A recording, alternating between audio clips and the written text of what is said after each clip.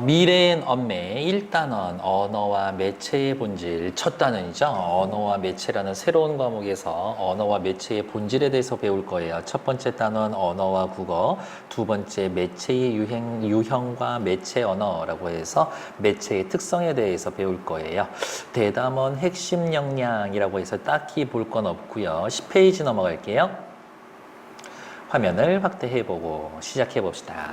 언어와 매체의 본질, 언어와 국어, 언어와 우리의 삶. 오늘 이 강의는 여기까지고 국어의 특성은 다음 시간에 이어질 거예요.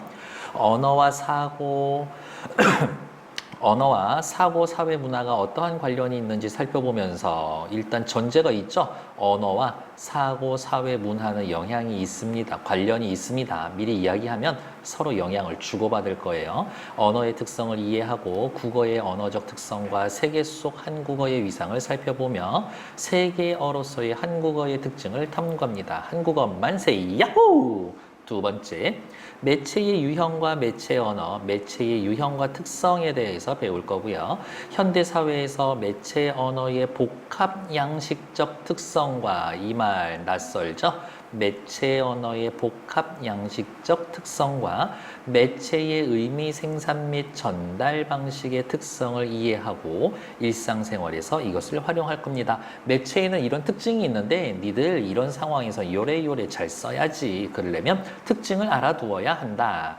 밑에 다음 내용과 관련된 나의 생각이나 경험을 굳이 말해 보실 필요는 없습니다. 학습계획 세우기 패스. 11페이지 넘어갈게요. 언어와 국어, 학습활동, 인간의 삶과 관련하여 언어의 특성을 이해한다. 국어의 특성과 세계 속에서의 국어의 위상을 이해합니다. 언어는 사고, 사회, 문화와 영향을 주고받을 것이다 라고 전제해 놓고 국어의 특성과 위상, 국어의 언어적 특성, 여기에서의 국어는 우리말이에요. 세계 속에서의 한국어의 위상과 발전, 밑에 생각을 여는 질문. 언어가 없다면 인간의 삶은 어떻게 달라질까요? 상대방의 생각 파악하기 힘들 거고, 새로운 것을 생각하거나 만드는 것은 불가능해질 거고, 사고방식이 단순해지고 생각을 정리하는 일이 어려워질 것이다. 뭐 당연한 이야기 하고 있고요. 그러면 거꾸로 생각해야지. 언어는 상대방의 생각을 파악하는 데 쓴다. 언어는 새로운 것을 생각하거나 만드는 일에 쓴다. 언어는 사고방식을 복잡하게 해주고 언어는 생각을 정리해준다. 우와, 언어의 기능에 대해서 다 확인했네요. 다음 12페이지로 넘어갈게요.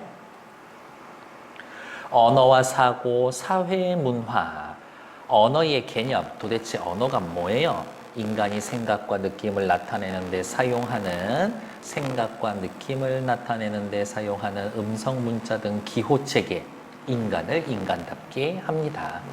언어와 사고, 언어는 인간의 사고에 영향을 주기도 하고 인간의 사고가 언어에 반영되기도 합니다. 영향을 주고받는다.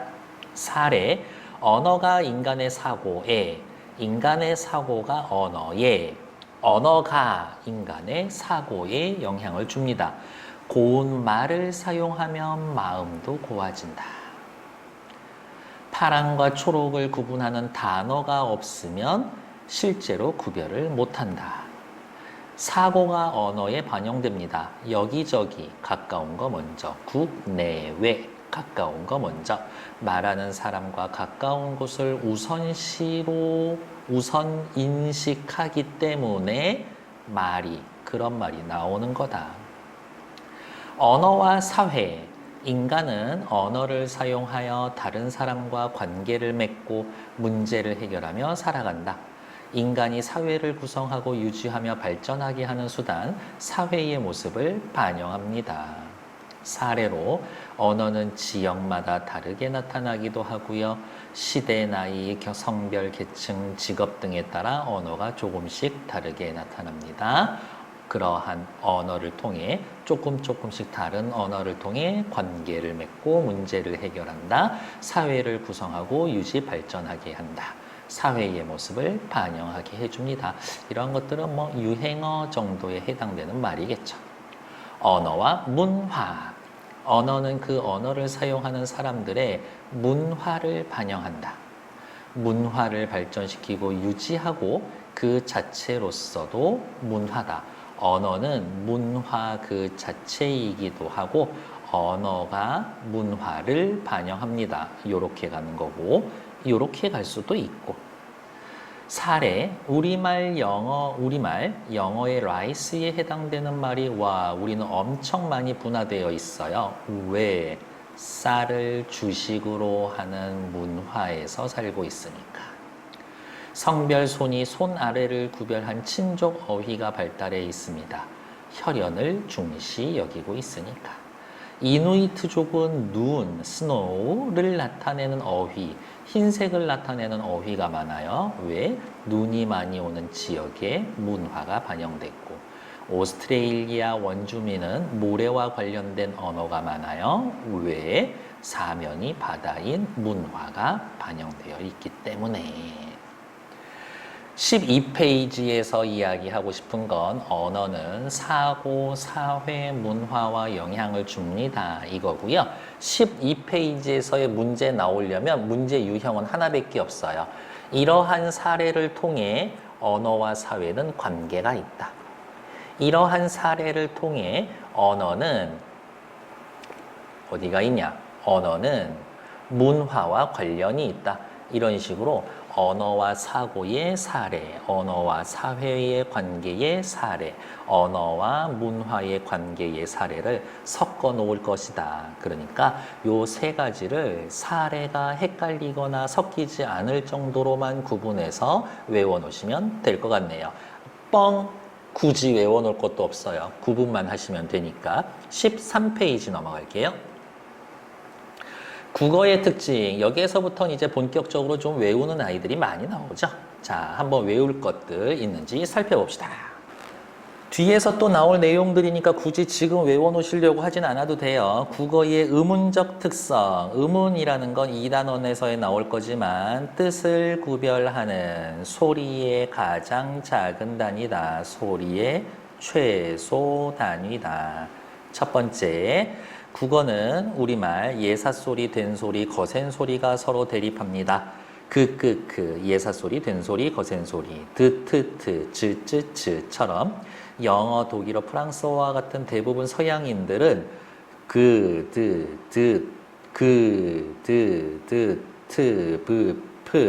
처럼 울림소리와 안울림소리가 대립합니다. 라고 이야기를. 그러면 여기에서 다시 이렇게 이야기를 해야 돼요. 우리나라 사람들, 우리 국어에선 예사소리, 된소리, 거센소리를 대립합니다. 하지만 우리나라 사람들은 유성음과 무성음을 구분하지는 못한다. 라고 확인을 해 놓으면 될 것 같아요.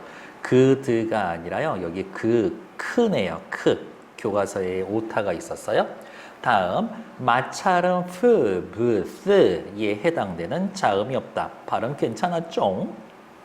3번, 음절의 첫 소리에 둘 이상의 자음이 오지 못합니다. 스프링 같은 경우에는 스프르 3개 나왔는데 우리는 그렇게 오지 않고 중간에 항상 모음을 핵으로 해서 음절을 구분해 줍니다.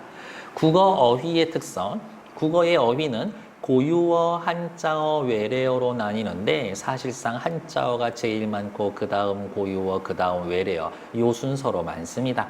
2번, 가족관계를 나타내는 어휘가 발달했어요. 왜? 가족관계를 중요시 여긴다라는 얘기겠지. 의성어, 의태어가 발달했습니다. 둘이 묶어서 하나의 단어로 음성, 상징어가 발달했다. 색채어가 발달했어요. 영어의 레드는 붉다, 빨갛다, 뻘겋다, 새빨갛다, 불그스름하다, 불그스레하다, 불구죽중하다, 뻘겋다, 불그스름하다. 아무튼 뭐 엄청 많죠. 노랗다도 많죠. 노랗다. 뭐 그래요. 국어의 문법의 특징, 주로 주어, 목적어, 서술어, 순서로 나타난다. 무엇이 무엇을 뭐뭐한다. 요 형태. 조사와 어미가 다양하게 발달되어 있어요. 그래서 교착어의 성격을 띠고 있다라고도 말합니다. 문장에서 꾸미는 말이 꾸밈을 받는 말 앞에 나온다. 헷갈리니까 이렇게 쓸까요? 꾸며주는 말, 수식어가 꾸밈을 받는 말, 피수식어, 앞에 옵니다. 주체 높임, 객체 높임, 상대 높임 등 높임 표현이 발달되어 있습니다. 사람들 사이의 관계를 중요시 여겨요. 세계 속의 한국어. 세계 속 한국어의 위상이 높아지고 있어요. 한국어의 위상을 높여주기 위해서는 소중히 여기고 잘 가다듬읍시다. 한국 문화와의 관계를 폭넓고 깊이 이해하려는 자세를 갖춥시다. 언어와 문화의 관계를 이해합시다. 왜요?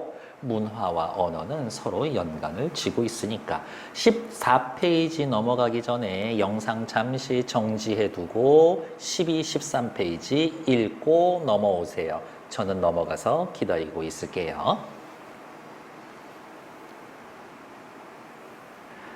12, 13페이지 잘 읽고 오셨나요? 믿고 가는 겁니다. 우리 사이에 이 정도 믿음은 있으니까요. 탐구 1, 언어와 우리의 삶. 다 필요 없어. 언어와 사회, 언어와 사고, 언어와 문화와의 관계인데요. 야호! 요 도식화된 그림 하나면 다 끝납니다. 언어는 사고, 사회, 문화와 영향을 주고받습니다. 라는 것들이겠죠. 자, 본문 들어가기 전에 인간의 언어와 동물의 언어는 어떤 차이가 있을까요? 이라고 물어보면 동물은 소리 몸짓으로 언어를 활용하고 인간은 소리 몸짓뿐만이 아니라 내용과 형식의 결합으로 이루어진 언어를 사용한다. 동물의 언어는 한정적이지만 인간은 단어와 문장을 무한하게 만들어낼 수 있다. 언어의 창조성이라는 특징에 해당되는 얘기네요. 시작해 봅시다. 언어는 한 단어로 정의하기 어렵지만 일반적으로는 정의니까 밑줄, 인간이 생각과 느낌을 나타내는 데 사용하는 음성 문자 등의 기호체계다. 기호체계. 언어는 인간을 인간답게 하는 가장 중요한 수단이다. 동물도 소리, 몸짓으로 의사소통을 하지만 인간의 언어가 동물의 의사소통 체계와 가장 큰 특징은 내용과 형식이 분리되어 필연적 관계에 있지 않고 새로운 상황을 나타내는 단어와 문장을 무한히 만들어낼 수 있다는 점이다. 형식과 내용이 필연적인 관계가 아니다. 자의성 동그라미. 무한히 만들어낼 수 있다. 창조성 동그라미. 인간은 언어를 통해 사고력을 키우고 사회를 이루고 문화를 형성하고 발전시켜 나간다. 그러므로 언어, 사고, 언어, 사회, 언어, 문화는 밀접한 관계에 있는 것이다. 그게 옆 페이지 요거 이야기네요. 더 알아보기. 언어의 자의성과 창조성, 언어의 자의성. 내용과 형식의 결합은 필연적이지 않고 자의적이다. 이거의 이름이 꼭, 꽃, 플라워, 후아일 필요는 없고 우연히 이름이 가서 붙은 것이다. 아, 그냥 이렇게 쓸까요? 우연히 그렇게 됐다. 우연히 그렇게 됐다. 언어의 창조성. 한정된 단어를 조합하여 무수히 새로운 문장을 만들어낼 수 있다. 다음 15페이지 넘어갈게요. 언어와 사고의 관계래요. 근데 우리는 이미 알고 있죠. 서로 영향을 주고받는다고. 언어는 인간의 사고에 영향을 주기도 하지만 반대로 인간의 사고가 언어에 영향을 반영하기도 합니다. 고운말을 사용하면 마음이 고와진다.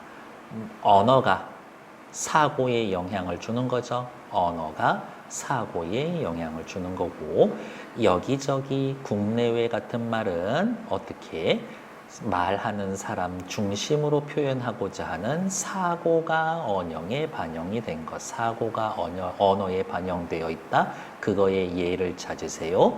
여기저기 국내외. 아이들이 말을 배우는 과정을 보면 아기 때 밥 한 단어, 밥 주세요. 배고픈데 밥 주세요. 상황을 더 자세히 이야기한다. 언어 능력이 발달하면서 사고력도 발달한다. 복잡한 사고를 할 수 있게 되면 수준 높은 언어를 구사할 수가 있다. 언어와 사고는 서로 영향을 주고받습니다. 언어와 사고의 상호작용. 어려운 얘기 아니에요. 다음 페이지가 아니라 밑에 언어와 사회, 언어를 통해서 사회를 만들어냅니다. 사회의 모습이 언어에 반영이 될 거예요. 언어는 인간이 사회를 구성하고 유지하고 발전하게 하는 수단이 됩니다. 무슨 말이야? 언어 없인 사회 구성 못해, 사회 유지가 안 돼, 사회 발전이 안 돼. 인간이 언어를 사용하는 다른 사람과의 관계를 맺고 문제 해결하고 살아갑니다. 그렇게 이루어낸 사회를 더욱 발전시켜 다음 세대로 이어지게 합니다. 이 과정에서 언어는 사회를 이루는 인간의 모습을 반영합니다. 사회가 언어에 반영이 된다고요. 인간이 살아가는 사회는 매우 다양한 모습으로 나타나고 그에 따라 사용되는 언어 양상도 달라요.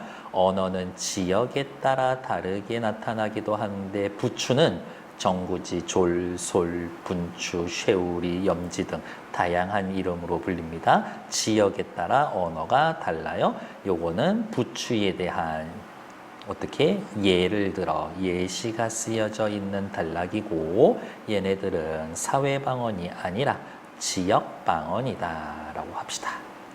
같은 지역에 살더라도 시대, 나이, 성별, 계층, 직업 등에 따라 언어가 달라지기도 합니다. 사회방언. 부모 세대, 자식 세대 말이 조금씩 달라요. 의학, 건축, 법률 등 직업 분야에서의 사용하는 말, 다른 말로 이야기해서 전문어. 이것은 언어와 사회의 관계를 보여줍니다. 그러면 헷갈리지 않으려면 이 정도로 생각해 주시면 되지 않을까? 사회, 이 부분에 대해서는 헷갈릴 게 없지만 사회의 언어와 사회라는 말이 떠오르면 방언 생각하시라. 지역방언하고 사회방언 생각하시라. 됐을까요? 16페이지 넘어갈게요.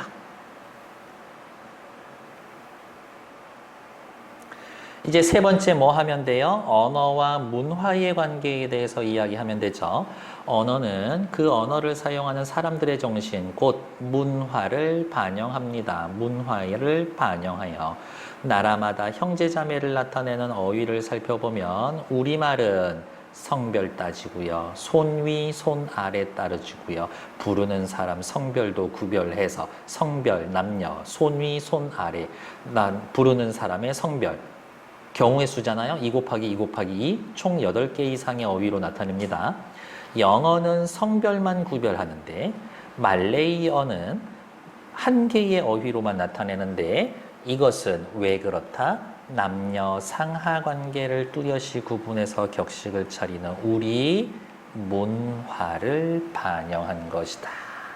문화를 반영했기 때문에 형제 자매를 나타내는 말이 8개 이상이다. 또 눈이 많이 오는 지역 이누이트들은 눈을 구별하는 어휘 흰색 많고요. 이누이트족은 눈, 흰색 나타내는 거 맞고 사면이 바다인 오스트레일리아는 모래와 관련된 어휘가 많습니다. 이것 역시 언어와 문화의 관계를 보여줍니다. 언어는 문화를 발전시키는 수단이 됩니다. 언어를 통해 문화를 이루고 축적하고 언어를 도구로 문화적 산물을 다음 세대에 전승하고 언어를 배우는 것은 문화를 배우는 것. 언어는 문화 그 자체입니다. 이제 헷갈리지 않으려면 또 외울 포인트를 찾아볼까요? 언어와 문화의 관련이 되면 어떻게 뭐라고 할까요? 형제, 자매, 눈, 모래 요 3개의 포인트를 기억해 두고 형제 자매를 구별하는 말이 다양해요. 언어와 사회의 관계를 보여줍니다. 땡! 언어와 문화와 관련이 있습니다. 라고 이야기를 해줘야 되겠지. 16페이지 됐고요. 밑에 나와 있는 언어의 특성들은 참고자료이지만 필수자료고 아마 고1 때 확인했었던 거니까 이 정도는 좀 외워주실 수 있고 이미 외워놓은 거고 어우, 엄청 지겹게 많이 봤어요. 라고 믿고 넘어갑니다. 17페이지. 가와 나를 보고 언어와 사고의 관계를 이해합시다. 요렇게 영향을 주는지 요렇게 영향을 주는지 방향 구분하는 것들을 물어볼 수 있으니 주의하고 읽어봅시다. 뜨거워 물 물은 가열하면 어쩌고 저쩌고, 물은 산소와 수소가 어쩌고 저쩌고, 컵에 물 좀 따라줄래? 어쩌고 저쩌고. 아, 나이에 따라 언어 표현이 달라지고 있죠. 밑줄. 사고력과 언어 능력이 서로 영향을 미치며 서로 발달한다. 미국의 한 심리학자들은 참가자에게 다음 그림과 같은 집단에는 아령, 다른 집단에는 안경이라고 써서 보여주었고 그 그림을 지우고 그 그림을 기억해서 다시 그려보라고 하자 자신이 본 글자와 유사하게 그림을 왜곡해서 그리는 현상이 나타났습니다. 자신이 본 글자와 유사하게 그림을 왜곡했습니다. 언어가 사고에 영향을 미치는 거네요. 2번, 언어가 사고에 영향을 미치고 있다. 언어가 사고에 영향을 미치고 있다. 나의 실험 결과는 언어를 이용하여 사물을 범주화하기 때문에 동일한 그림이라도 어떤 이름을 붙이느냐에 따라 다르게 인식한다. 다시 쓸까요? 이름에 따라서, 언어에 따라서 다르게 인식한다. 언어가 사고에 영향을 준다. 결국 언어와 사고는 서로 영향을 주고받는다. 라고요. 시험 문제 내기는 17페이지가 딱 더 좋죠. 18페이지. 다음 기사를 읽고 언어와 사회의 관계를 이해해 봅시다. 사회의 모습을 언어가 반영합니다. 1인 가구 시대가 점차 증가 추세에 있다. 그러다 보니 이제는 1인 가구에 관심이 높아진다. 텔레비전 드라마는 물론 영화에서도 1인 가구가 아주 많이 묘사된다. 이와 함께 각종 신조어도 나타난다. 1인 가구가 점차 증가해 있자 관심이 높아지고 텔레비전 드라마, 영화에서 묘사가 되고 신조어가 등장한다. 이미 이번에 답은 나왔네요. 사회의 모습이 언어로 반영이 됩니다.